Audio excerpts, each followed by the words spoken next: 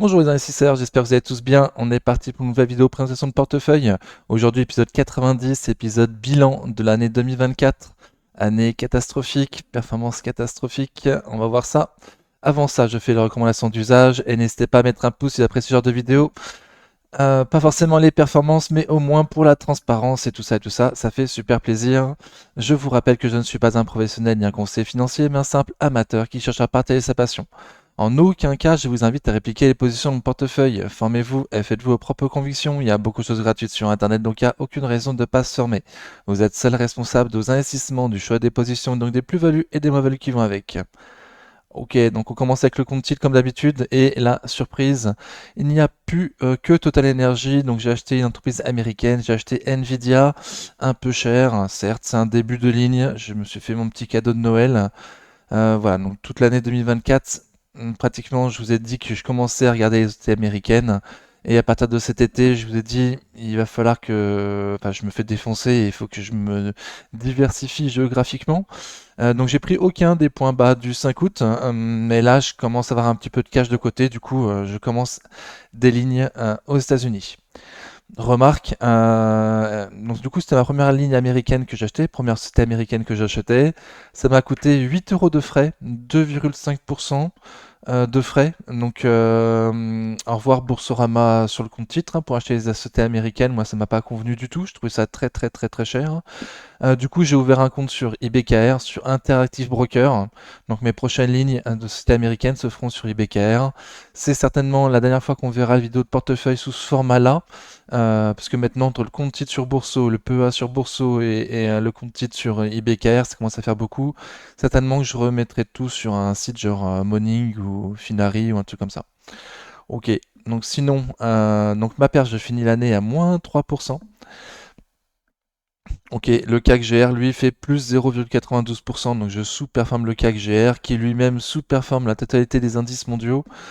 Et il est très important de se diversifier géographiquement. J'ai beaucoup souffert cette année à cause de ça, notamment, mais pas que.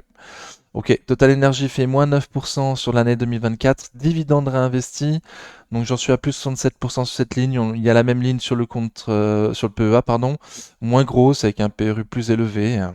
On verra que je me suis renforcé dessus. Ok, donc Total Energy, mauvaise année pour Total Energy. J'espère que l'année 2025 sera de nouveau une mauvaise année pour que je puisse me renforcer à un prix beaucoup plus intéressant. Mais Monsieur Pouyanné veut se faire coter aux États-Unis et s'il y arrive cette année, ça risque de faire booster un petit peu le cours de bourse de Total Energy. Donc à suivre. Nvidia fait plus 171% sur toute l'année 2024.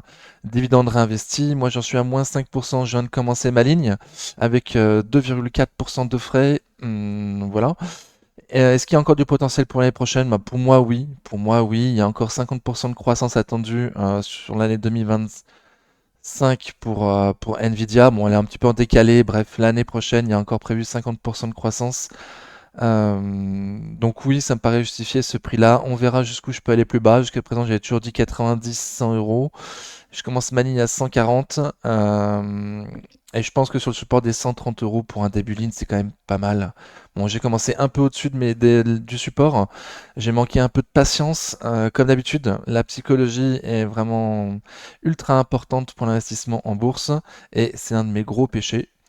Donc à travailler pour l'année 2025, la psychologie. Ok, on passe au PEA du coup. Je pense avoir tout dit. Donc le PEA, vous voyez les chiffres en haut sont les mêmes que sur le compte titre, donc je fais pas la distinction entre mes différents comptes bourse. Je mets l'ensemble sur un fichier Excel et je vous présente l'intégralité de mes investissements en bourse sous cette performance. Ok, donc catastrophique. J'avais mis en milieu d'année des sociétés sur la gauche dans lesquelles j'avais plus confiance jusqu'à la fin de l'année et c'était sur la droite sur lesquelles j'avais moins de confiance. Donc ça s'est plus ou moins passé comme je l'avais pensé. C'est cette deuxième partie d'année. Voilà, et encore une fois, donc du coup la prochaine vidéo de portefeuille sera totalement différente, donc tout va changer. Ok. Avant de commencer ligne par ligne, on regarde les ordres que j'ai fait. J'ai fait beaucoup beaucoup d'ordres au mois de décembre. Ok. Donc ça a commencé par vendre Reworld Media et Lumibird. Pour ceux qui n'auraient pas vu sur l'écran précédemment, c'est des lignes qui ont disparu, c'est des lignes dans lesquelles j'étais en grosse moins-value. Il y a eu un rebond sur Lumibird suite à une news, comme quoi management voudrait vendre la moitié de l'entreprise pour récupérer un bon billet. Voilà, la news m'a pas plu, mon PRU était trop élevé et j'ai profité de cette hausse pour m'en séparer de Lumibird. On a été un peu plus haut ensuite. Voilà, la news m'a pas énormément plu. Je savais que mon PRU était trop élevé. J'ai profité d'une remontée pour tout vendre et arrêter de me faire défoncer sur des actifs que je présente même pas dans mes vidéos sur YouTube. Voilà, même chose pour Reworld Media. Alors Reworld Media, c'est un peu différent. Lumibird, bon, je pensais la vendre hein, suite à la hausse. Euh, voilà, je suis pas trop espoir que ça puisse Lumibird retourner sur mon ancien PRU et j'avais pas assez confiance pour me renforcer fortement pour faire baisser mon PRU. Vraiment le média, je me suis pas levé le matin en me disant je sais que je vais la vendre. Non, pas du tout. J'ai vendu Lumiburn et puis sur un coup de tête un petit peu, je me suis dit bon, il y en a marre de Reworld Media. J'avais un stop à 1,50, c'était les plus bas du Covid sur Reworld Media, il me semble. À 1,50, j'ai vu qu'on était en dessous, je me suis dit allez, je bazarde, j'en ai marre de me faire défoncer sur les sociétés que je présente même pas dans mes vidéos YouTube. J'aurais dû prendre un stop, j'ai fait que de la merde sur Reworld Media. Donc assumons jusqu'au bout. Et jusqu'au bout, du coup, j'ai fait de la crotte hein, parce que j'ai vendu pratiquement, enfin, je pense au plus bas. Hein. Je suis prêt à mettre. Ah, je mets plus rien sur Reworld Media, mais je mets ma main à couper que le plus bas sur Reworld Media c'était 1,80, 1,48 et qu'on n'y retournera pas et que Reworld Media c'est ultra value à ce prix-là.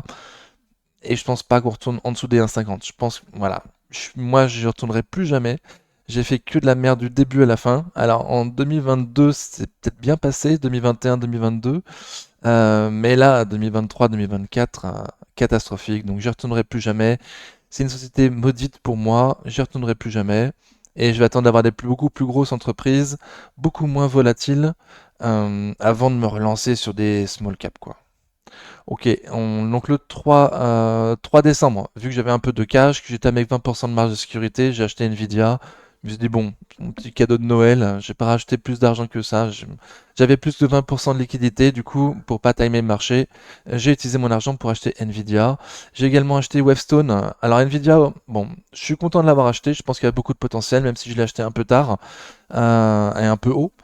Je pense qu'il y a quand même beaucoup de potentiel. Wavestone, j'ai acheté le gros support et les chiffres, les attentes de bénéfices par action ont été fortement revues à la baisse un peu après mon achat. J'ai fortement hésité à revendre en me disant que potentiellement les 2025 ça devrait être un peu dur pour Wavestone et ça pourrait peut-être repartir en 2026. Bref, j'ai peut-être acheté un peu tôt, un peu haut. Le bas de mon support, pour moi, il est à 39 euros. Le stop, il est à 39 euros. Et pas à 42. Ouais, c'est assez loin des 42 comme j'ai acheté, quoi. Donc, bref, j'ai fait beaucoup de conneries. Je pense que sur la première partie de décembre, j'ai fait pas mal de conneries. Il se trouve aussi que j'étais malade à ce moment-là. Donc, c'est pas une excuse, disons juste un petit peu quand même. Je remarque que quand on n'est pas bien dans son corps, on fait souvent de la crotte. Bref. Donc j'ai acheté Wavestone, j'ai vendu Technip Energy, je me suis allégé sur Technip Energy. De nouveau, je pas fait, pas optimisé. Aujourd'hui, on est pratiquement sur la résistance des 28 euros. Je pense à pris mes bénéfices un peu tôt. Euh, je pense à pris mes bénéfices un peu tôt. Voilà, donc j'ai vendu une petite partie, il me reste quand même une grosse partie sur Technip Energy, mais je suis plus à 1000 euros sur Technip Energy comme j'étais auparavant. Voilà, pour un gain pas non plus énorme, j'ai dû faire 20%, je sais même plus. Bref, j'ai pris mes bénéfices un peu tôt sur Technip Energy, mais il me reste quand même une belle ligne. J'ai acheté Total Energy un peu au-dessus du support des 51 euros en me disant, c'était une journée où ça avait bien chuté, il me semble, en disant bon, j'assure, je rachète un minimum vers ces prix-là. Je vais un petit peu monter mon PRU, mais c'est pas grave, au moins j'assure. Et j'avais mis un ordre sur les 50 euros que je pensais pouvoir rectifier en journée si jamais on s'allait à 50,20 euros, 50,30 euros. Bref, je visais quand même les 50 euros. On n'y a jamais été, on était plutôt sur les 50,80 euros, donc un peu loin de mon objectif et pas longtemps en plus. Du coup, j'ai pas pu me renforcer en dessous des 51 € comme j'aurais le souhaité. J'étais un peu trop gourmand. Et là, en plus, l'action n'y a été vraiment pas longtemps du tout, quoi. Ok. Donc Total Energy, au moins, j'ai fait un petit renfort à un moment donné, même si c'était au-dessus des 51 pour assurer le coup. J'ai bien fait, depuis ça a bien remonté. Donc j'espère quand même qu'on aura l'occasion de la revoir sous les 51 Total Energy en 2025 pour continuer à me renforcer dessus. Comme j'ai dit dans mes vidéos du mercredi ou du dimanche, mon perso, j'ai prévu de me renforcer tous les 5 € hein, à 51, 46, 40. Ok. J'ai racheté également du FDJ, donc 8 actions FDJ achetées sur quelques jours. Un peu cher par rapport au prix actuel, mais j'ai voulu assurer le coup aussi pour éviter que ça reparte sans moi. Donc j'ai racheté 8 actions, j'en ai 35 en tout, donc voilà, c'était un petit renfort. J'ai fait un petit peu augmenter mon PRU, mais au moins j'en ai pour un peu plus de 1000 €. Donc c'est une bonne ligne, quoi. Pour moi, 1000 €, c'est une bonne ligne bien constituée sur laquelle je peux prendre un petit peu de bénéfice si ça va un peu haut et laisser le reste courir pour du long terme, quoi. Donc là, on est descendu plus bas. J'hésite encore à me renforcer encore à ces prix-là sur FDJ. Je trouve la chute un peu forte et je comprends pas trop cette chute. Bon, j'ai bien vu le gouvernement qui cherchait de l'argent, hein, et qui a certainement une taxe supplémentaire sur les jeux d'argent, mais je trouve quand même que la baisse est exagérée, donc je vais voir jusqu'où ça peut aller. Il n'est pas du tout impossible que je continue à me renforcer sur FDJ. Maintenant, j'ai une bonne ligne, donc je vais plutôt attendre un rebond. Quitte à faire augmenter un petit peu mon PRU, je vise quand même 45-50 € pour la fin de l'année sur FDJ. Donc il y a un beau potentiel, donc je continuerai à m'enforcer, même si je fais monter un petit peu mon PRU. Et du coup, j'ai essayé de racheter GTT, mais un peu bas. Le support des 127 € a bien fonctionné. Depuis le 1er janvier, en plus, ça l'a explosé. Donc là, je l'aurais pas à ces prix-là, GTT, c'est sûr. Et Total Energy, c'est de me renforcer à 50 €. En tout cas, en dessous des 51, on l'a vu. J'ai pas eu. Ok. Donc on a fini les ordres. Voilà, je pense avoir fait une milieu de mois de décembre plutôt nul. Euh, voilà, compliqué. Et puis là, une deuxième moitié de mois plus intéressante. J'ai voulu rentrer en fin de mois de décembre sur Novo Nordisk qui avait fortement chuté, qui pour moi se retrouvait à des prix intéressants. Malheureusement, Boursorama m'a pas permis de l'acheter, ni sur le compte titre, ni sur le PEA. Donc bon, ça m'a embêté. Raison de plus de passer chez un autre broker. J'ai voulu racheter du Evolution AB, pareil, Boursorama, impossible de l'acheter sur Boursorama, donc ok, et j'ai voulu acheter du Amat sur le support à 165 € je crois, on avait parlé sur la chaîne, une très belle société américaine, et là bon, je l'ai fait une fois sur Nvidia où ça m'a coûté 2,5% de frais, 8 € pour 400 € d'achat, et quand ça m'a sorti le même prix pour acheter Amat à période matérielle, là j'ai dit non quoi. Là je l'achèterai sur IBKR un peu plus tard.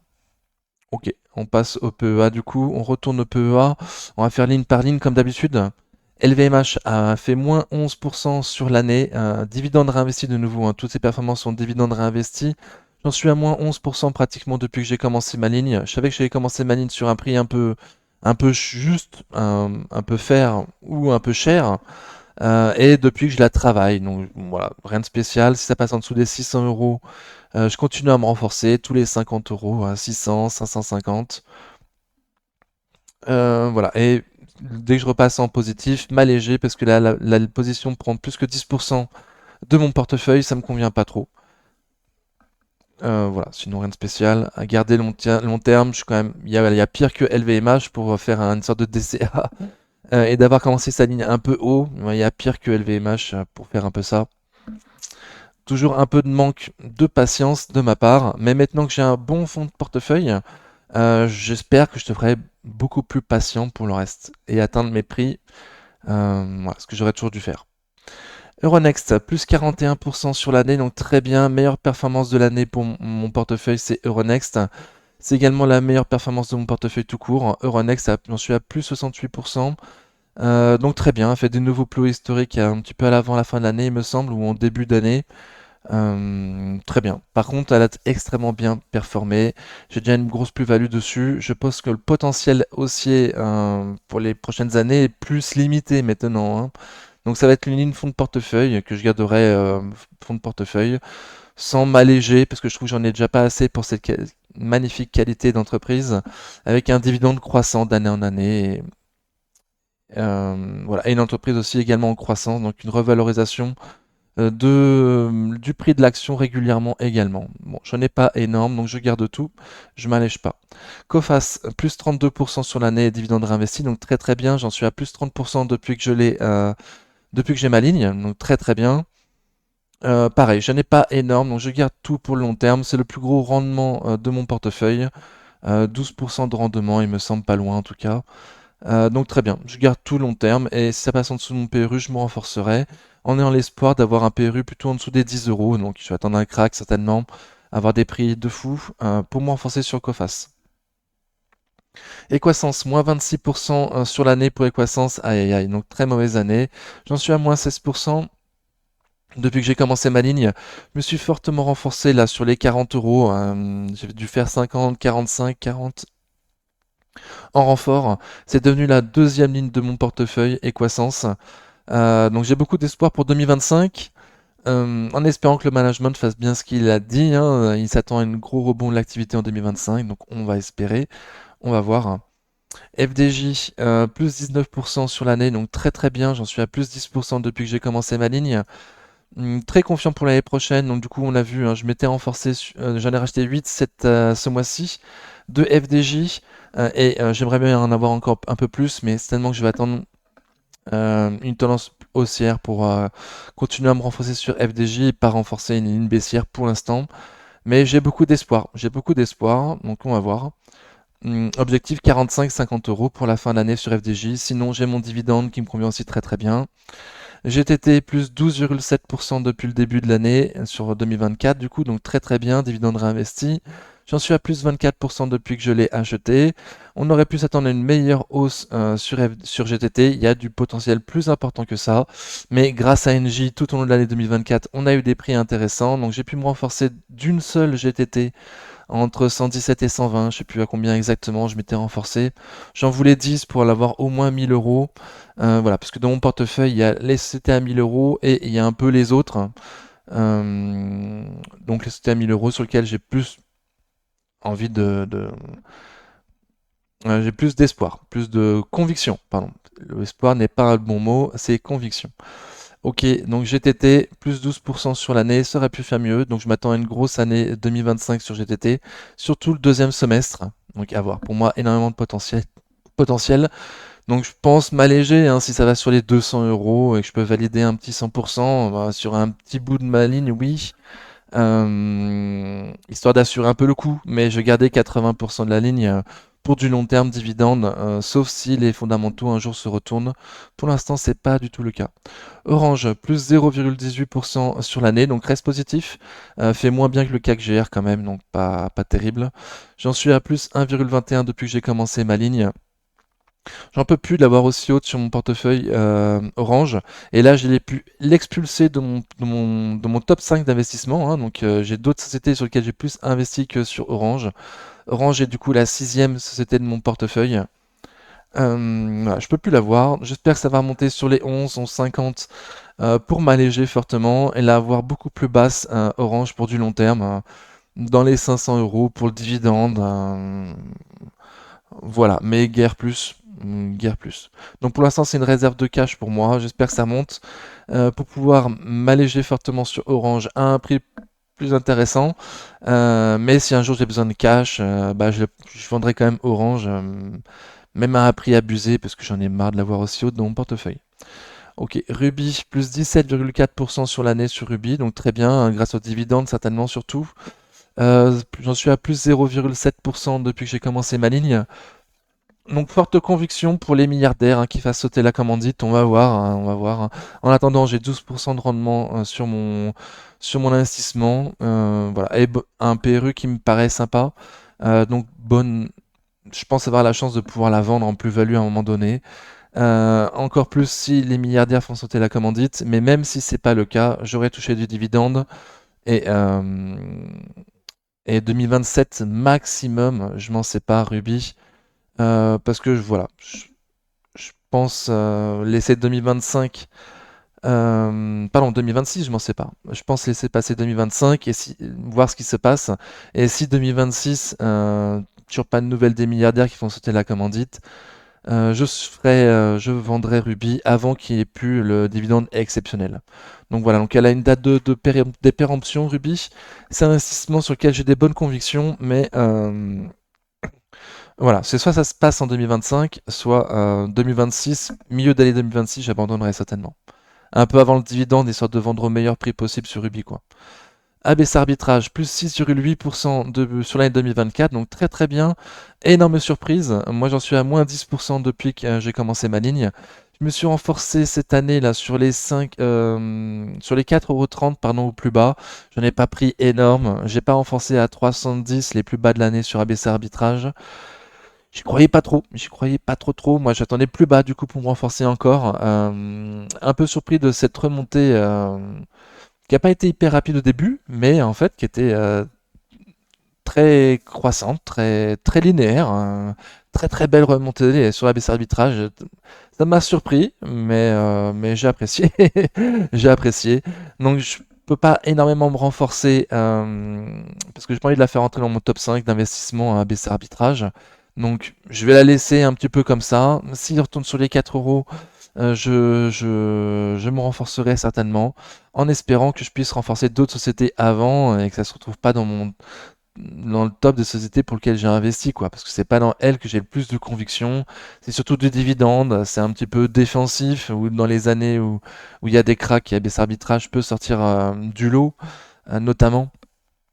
Voilà, et un bon dividende, mais après, j'ai pas d'énormes convictions sur ABC arbitrage, donc hum, voilà, je pense avoir été clair. J'espère avoir été clair. Crédit Agricole, elle a fait plus 10,7% sur l'année, donc très très bien. J'en suis à plus 40% depuis que j'ai commencé ma ligne. Donc ma banquière long terme, ça faisait 2 ans que j'avais Société Générale, je l'ai enfin vendu. C'était en novembre certainement, donc un peu tôt. Société Générale a pour moi le potentiel d'aller à 30 euros. Euh, mais elle a le potentiel aussi de chuter fortement, de retourner sur les 20 euros. C'est une bancaire, quoi, donc c'est très très ça peut être très volatile. Il peut y avoir demain une news sur une banquière américaine qui fasse sauter, enfin qui fasse chuter tout le secteur mondial. Donc pour assurer le coup, j'ai vendu Société Générale un peu court. Mais bon, j'aurais eu 2 ans de dividendes, plus j'aurais vendu en petite plus-value. Euh, voilà. Et j'ai fait pire comme investissement. Si c'était à refaire, du coup, comme j'ai dit tout au long de l'année, hein, j'aurais pris BNP Paribas avec un bien meilleur rendement, qui a une meilleure performance boursière. J'avais pris le petit pousset, mais je l'ai vendu. Mais au final, je suis tombé quand même à tomber amoureux du petit pousset, c'était général, hein. Le management qui vient d'arriver me paraît super et il a vraiment à cœur de performer. Donc c'était général pour moi énormément de potentiel. Ok. Technip Energy plus 24,4% sur l'année 2024, donc très très bien. J'en suis à plus 19% depuis que j'ai commencé ma ligne. On l'a vu tout à l'heure, je me suis allégé, c'est tellement un peu tôt. C'était l'une de mes plus grosses convictions l'année 2024, Technip Energy, donc bah pas très bien, j'étais content.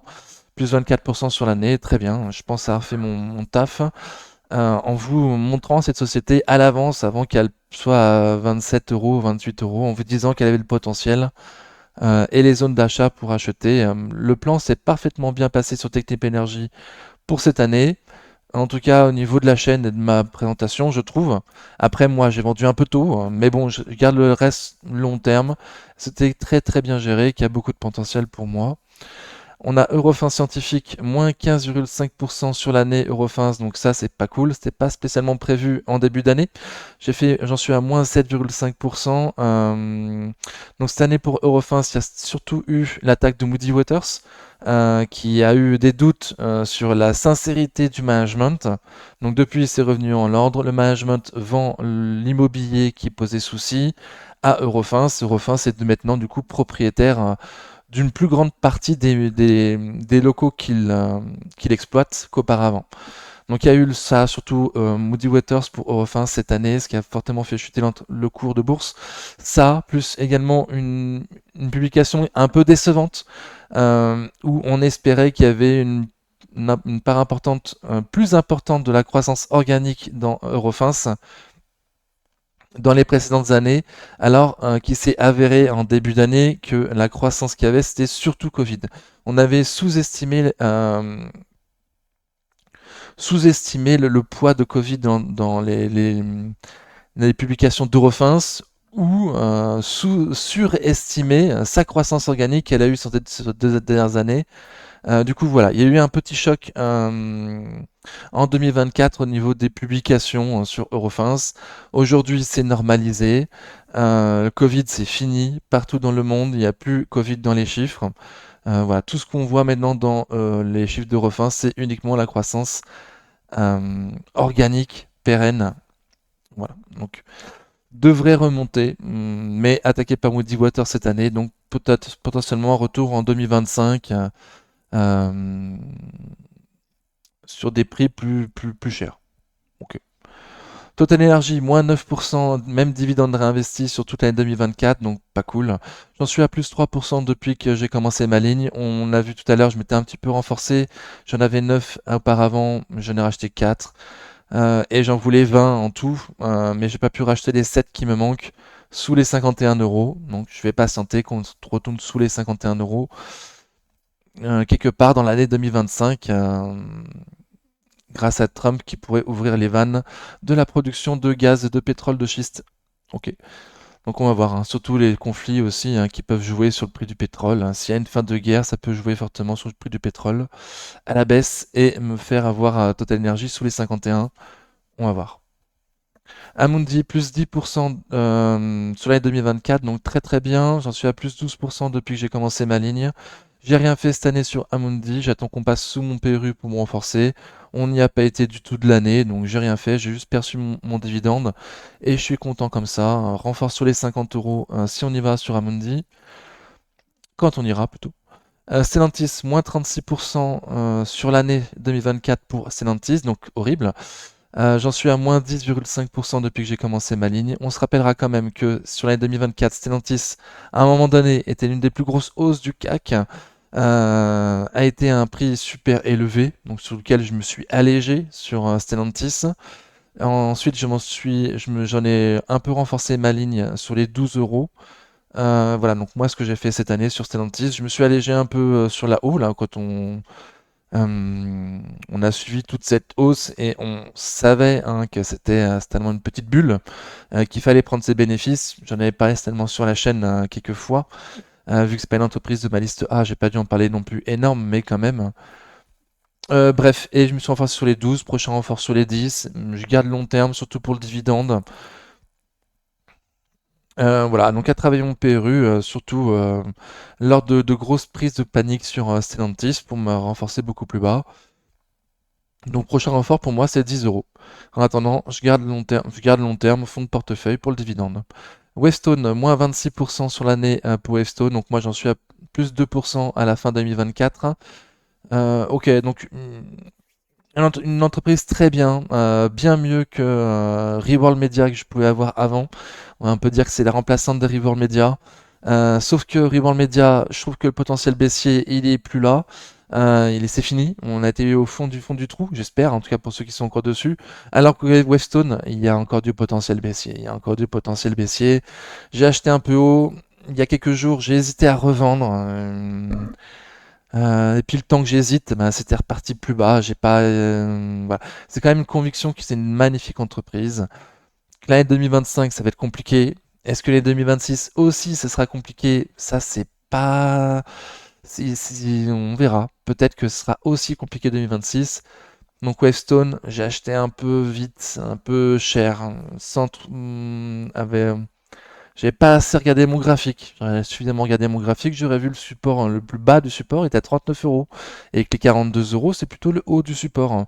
Il y a quand même 8-9% d'écart entre les deux. Du coup, mon stop, enfin, si je prends un stop, ce qui ne va pas être le cas, il aurait été un peu long. Voilà. Bref. Air Liquide, moins 0,27% sur l'année sur Air Liquide 2024. Alors un peu surprenant, certainement que pour ceux qui en avaient un multiple de 10, la performance de Air Liquide est bien meilleure cette année. Mais bon, c'est pas non plus énorme, c'est pas terrible Air Liquide cette année. J'en suis à moins 6% depuis que j'ai commencé ma ligne. Donc j'ai commencé ma ligne cette année après le détachement de l'action gratuite. Voilà, donc j'en veux une dizaine. J'ai fait un début de ligne. Certainement que je me renforcerai sur les 150 si on y va. Pour l'instant, on reste plutôt bloqué sur les 155. Et un troisième renfort sur les 140 pour en avoir 10. Et me garder le cash pour en acheter une 10 de plus lors d'un crack. Pour en avoir 20 au final et avoir un prix, un PRU plus intéressant, quoi. Donc début de ligne, j'ai pas eu l'occasion pour l'instant de me renforcer sur un liquide, donc à voir en 2025 si j'ai l'occasion de le faire. Sanofi, plus 8,7% sur l'année 2024 pour Sanofi, donc très bien, mieux que le CAC GR, très très bien. J'en suis à moins 0,9% depuis que j'ai commencé ma ligne. Perso, je me suis allégé sur Sanofi sur les 105 euros. J'en avais 10, j'en ai vendu 5 sur les 105 euros. Et je garde du coup la moitié de ma ligne pour me renforcer sur les 80-85 euros pour pouvoir en reprendre 5 et avoir de nouveau 10, voilà, faire grandement baisser mon PRU. Je savais que mon PRU il était trop élevé, donc arrivé à 105, il s'est posé la question de est-ce que je vends tout et je commencerai ma ligne sur 80-85 comme je dis dans mes vidéos, ou je vends seulement la moitié, je garde pour le dividende et puis je ferai baisser mon PRU au fur et à mesure des années. Parce qu'il y a quand même du potentiel quantitatif sur Sanofi, fondamental, pour l'année 2026, 2025, pardon, 2025, et gros potentiel fondamental pour l'année 2025. Donc je voulais pas non plus totalement la lâcher, en n'étant pas certain qu'on puisse retourner sur les 80-85. Voilà. Métropole TV, moins 5% sur l'année 2024, Métropole TV. J'en suis à moins 17% depuis que j'ai commencé ma ligne. Elle aussi, je sais que j'ai un PRU trop élevé sur la chaîne. J'ai toujours dit qu'il fallait commencer sa ligne en dessous de 12. Arriver à un prix plus élevé avant détachement de dividendes en des premières moitiés d'année, je m'étais allégé. Je m'étais fortement allégé. Et il s'est posé la question de savoir si j'en gardais pour 250 ou pour 500 euros pour me renforcer sur Métropole TV. Au final, j'en ai gardé pour 500 euros. Objectif 10 euros pour me renforcer et faire baisser mon PRU sous les 12. Comme j'ai toujours dit sur la chaîne qu'il fallait commencer sa ligne en dessous de 12. Voilà. Mais je garde parce que pas sûr qu'on y aille. D'ailleurs, on n'y a pas encore été. On n'était pas loin. J'étais à deux doigts de craquer dans mon renforcer, même si on était un petit peu au-dessus des 10. Mais je l'ai pas fait. Bon, bah, j'aurais dû, parce que depuis on est bien remonté quand même, ça aurait bien fait monter mon PRU et augmenter mon rendement. Euh, mais je garde pour 2027, je veux pas qu'il m'en reste trop peu non plus, parce que pas sûr du tout qu'on retourne sur les 10, même si c'est un peu de la crotte et que c'est un décroissance, machin. Ça tient surtout grâce aux dividendes. Mais je vais attendre quand même 2027, la bataille des milliardaires, pour en prendre le contrôle de Métropole TV. Et en attendant, toucher mon dividende. Voilà, donc 10 euros pour me renforcer sur Métropole TV, faire baisser mon PRU en dessous de 12. C'est un objectif, j'ai pas atteint en 2024. J'espère pouvoir le faire en 2025. ST Micro, moins 45,8% sur l'année, donc la plus grosse baisse de mon portefeuille de l'année. Alors il y avait Reworld Media qui avait plus baissé que ça, mais je l'ai vendu, du coup on la voit plus. Sinon, donc, du coup, la plus grosse baisse qui me reste en fin d'année, ST Microelectronics, c'était pas trop prévu comme ça en début d'année, hein. En début d'année, management nous a dit bon, t'attends une mauvaise année, mais on s'attendait pas non plus à 3 profit warnings dans l'année, quoi. Donc bon, j'ai commencé ma ligne avec un, elle était 2 fois plus grosse en début d'année. Voyant que le management nous disait s'attendre à un mauvais premier trimestre et ensuite s'attendre à un mauvais premier semestre, ce qui voulait dire bah, faire une mauvaise année, hein. Du coup, bah là, je me suis allégé, j'ai divisé ma ligne par deux. J'ai pas tout vendu parce que j'étais pas du tout certain qu'on puisse passer sous mon PRU. Et aujourd'hui, on est 30% sous mon PRU, un truc de fou. Et pourtant, je veux pas m'en forcer parce que d'après ce que je vois sur Zone Bourse, il est attendu l'année prochaine une année encore pire que cette année sur ST Micro. Donc je reste patient. Pour l'instant, je reste patient et la tendance graphique est extrêmement baissière, hein, extrêmement moche. Donc à voir jusqu'où on peut aller au plus bas. Il faut bien que je me renforce, hein. Les prix pour moi c'est très intéressant pour du long terme à ce prix-là, ST Micro. Mais est-ce qu'on a atteint le point bas d'activité en 2024 sur ST Micro? Bah a priori non, hein. A priori c'est plutôt 2025. Donc je vais attendre le point bas de l'activité. voir des nouveaux publications trimestrielles achetées et non plus vendues euh, pour essayer de rentrer dessus. Pas forcément avec le point bas, mais en étant plus serein, quoi. Surtout les publications que j'ai surveillées du coup. Et Kering, c'est un peu pareil. Enfin, c'est un peu pareil. Non, Kering, star du luxe déchu, hein, déchu, moins 37,7% sur l'année 2024. J'en suis à moins 50% depuis que j'ai commencé ma ligne. Sur Kering, je me suis toujours pas renforcé. On arrivait à des prix touchés pour la première fois il y a 24 ans. Truc de fou. Mais comme ST Micro, moi je vais attendre surtout les publications, quoi, hein. Je suis persuadé que le cours de bourse suit les publications des entreprises. Si Kering fait de nouveau une mauvaise publication, je pense qu'on pourra aller en dessous des 209, le point bas atteint récemment là sur Kering, et qu'on pourrait avoir les voir sous les 200 euros. Mais s'il y a une bonne publication, ce que je n'anticipe pas, ça pourrait remonter, donc à voir. Publication la semaine prochaine, de toute façon, un 14 février, il me semble, sur Kering. La prochaine publication, les moins-values réalisées, donc cette année, j'ai pas gardé le tableau, mais c'était surtout en début d'année, du coup, il y avait Téléperformance, et après, surtout Reworld Media, quoi, du coup. Reworld Media, Téléperformance, mes deux plus gros boulets de l'année 2024, donc j'ai vendu. Au final, j'ai vendu. Sans suivre mon plan d'ailleurs, sans suivre mon plan. On passe au fichier Excel du coup.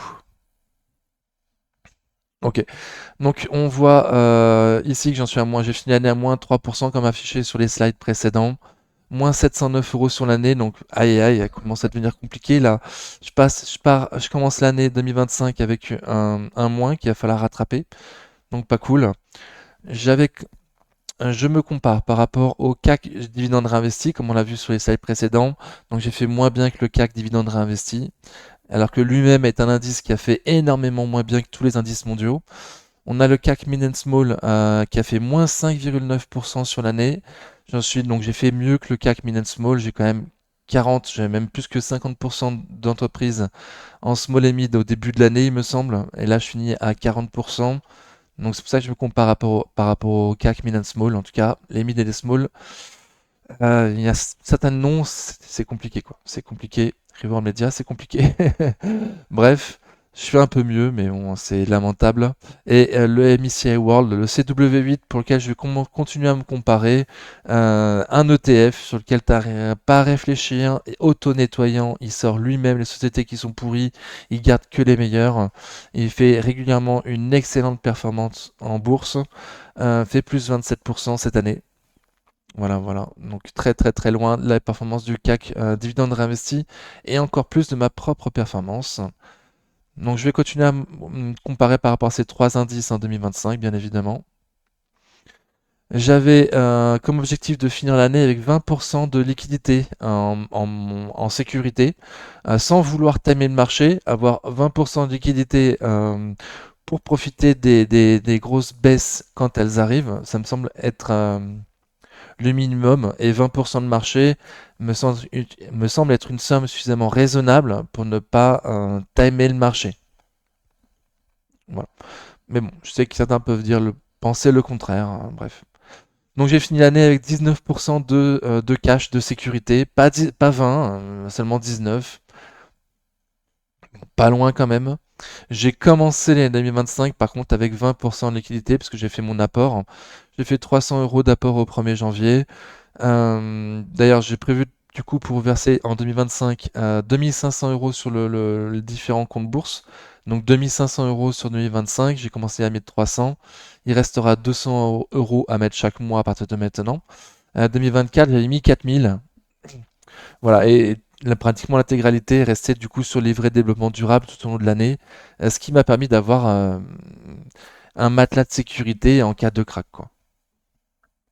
Ok, ma liste de courses n'a pas changé, ne changera pas du coup en 2025. Ok, on passe à la ligne de rendement. Donc voici mon portefeuille sur une seule page, c'est vite avec le compte titre en dessous. Je marque quand et pourquoi j'ai acheté les sociétés. Donc j'ai enlevé Reworld Media, Lumibird. On aurait pu voir que j'avais marqué que c'était long terme que j'avais acheté. Donc j'ai changé mon plan. J'ai changé mon plan. Euh, J'ai pas respecté mon plan.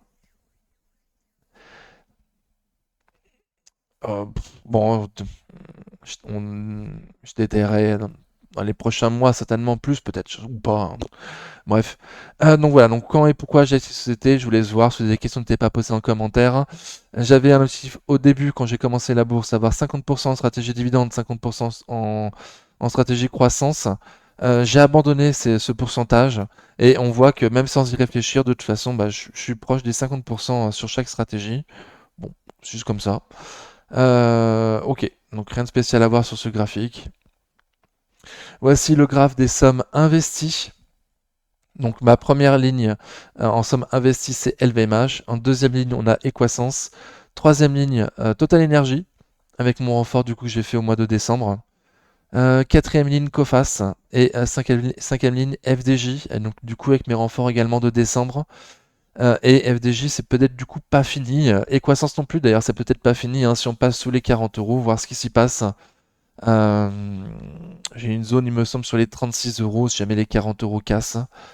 Donc Equasens FDJ, pas fini, hein, potentiellement, si ça continue à chuter. Je suis relativement confiant dans ces entreprises, suffisamment pour faire baisser mon PRU et continuer à me renforcer, même dans la baisse. Ok. Et donc du coup, la sixième ligne de mon portefeuille, Orange, qui un jour déchutera fortement, on l'espère. Mon début de ligne cette année sur Nvidia, donc la plus petite ligne de mon portefeuille pour l'instant Nvidia. Ok, voici le graphe des sommes mises à jour au 31 décembre. Donc je finis l'année avec LVMH en première ligne dans mon portefeuille, mais en grosse moins-value. Total Energy en deuxième ligne de mon portefeuille avec la grosse plus-value sur le compte titre. Euronext en troisième ligne de mon portefeuille avec 70% de plus-value à la fin d'année 2024, pas loin en tout cas. Et Coface également, qui n'est pas loin de mon top 5 de sommes investies, mais qui a une belle plus-value, qui du coup se retrouve dans mon top 5 des sommes mises à jour au 31 décembre. On finit avec Equasens, ok, qui est également moins value actuellement, qui a le potentiel du coup de remonter très très fortement tout au long de l'année 2025. Voici le graphe par secteur. Donc Nvidia en technologie de l'information. Ok.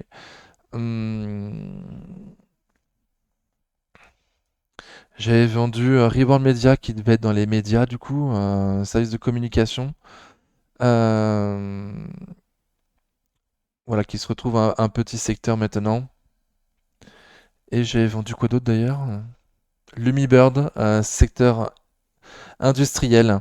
Et Wavestone que j'ai acheté aussi du coup en décembre, fait également partie du secteur industriel. D'après les secteurs en GIX. Ok. Bon, rien de spécial à dire. Ne pas trop renforcer les secteurs des consommations discrétionnaires, qui est déjà le premier secteur de mon portefeuille. Plutôt renforcer les petits secteurs que j'ai pas encore. Enfin, les secteurs que j'ai pas encore ou les petits secteurs de mon portefeuille pour être plus équilibré. Et voici le graphe par taille. Donc il me reste toujours 41% de small et mid cap et 38% de large cap du coup. Donc, bon. Les large cap montent petit à petit, mais je pars d'un portefeuille vraiment très très très très lourdement fourni en small et mid cap qui s'est fait démonter ces dernières années et du coup bah, je migre sur les large cap au fur et à mesure que l'argent arrive quoi. Ok. Donc merci beaucoup d'avoir suivi la vidéo jusque-là, j'espère que ça vous a convenu, rien de spécial à dire. Mes bonnes résolutions pour 2025. Travailler la psycho, mais encore une fois, là, j'ai un fonds de portefeuille euh, qui me convient bien, qui est pas parfait, mais qui me convient bien quand même. Donc, je devrais être moins pressé à rentrer sur les sociétés. Euh, donc, attendre les supports que j'attends, attendre les prix que j'attends, et pas commencer un peu haut en me disant bon, ça ira pas. Donc gérer la psycho et du coup commencer un portefeuille US quoi, clairement US sur IBKR. Merci beaucoup d'avoir suivi la vidéo jusque-là, j'espère que ça a convenu. N'oubliez pas les pouces avant de partir et prenez soin de vous. À bientôt, ciao.